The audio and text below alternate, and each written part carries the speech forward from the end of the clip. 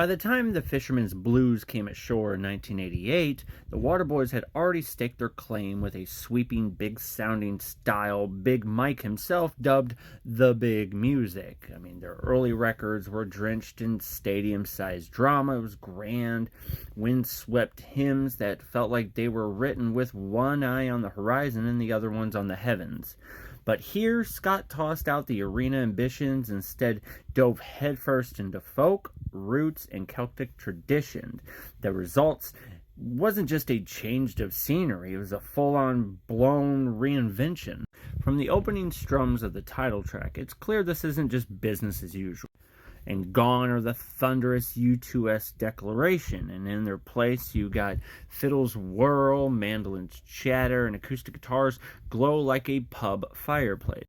Now the record feels very lived in and communal, like a jam session that accidentally became a masterpiece.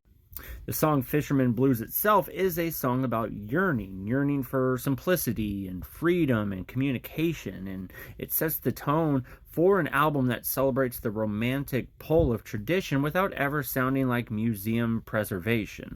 I mean, let's take the song and a bang on the ear as a rollicking folk song as charming as it is cheeky, or When You Go Away, a heartbreak wrapped in a fiddles and harmony. The band digs deep into Dylan-esque storytelling with their cover of Girl from the Northern Country, while the sprawling sweet thing with the bit of Van Morrison Blackbird tucked inside feels like Scott channeling a mystical current of Irish poetry and rock spirituality all at once. So what's striking is how Fisherman's Blues manages to be both radical and rootsy. For fans expecting another grand sweeping Waterboys epic, it might have been a head-scratcher on release.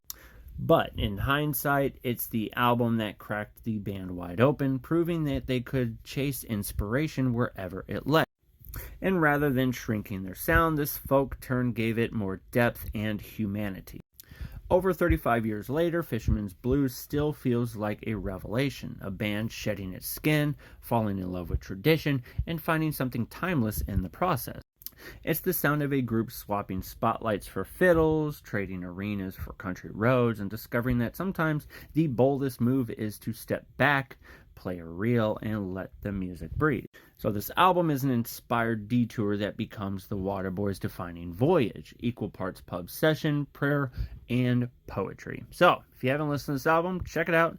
Let me know what you think.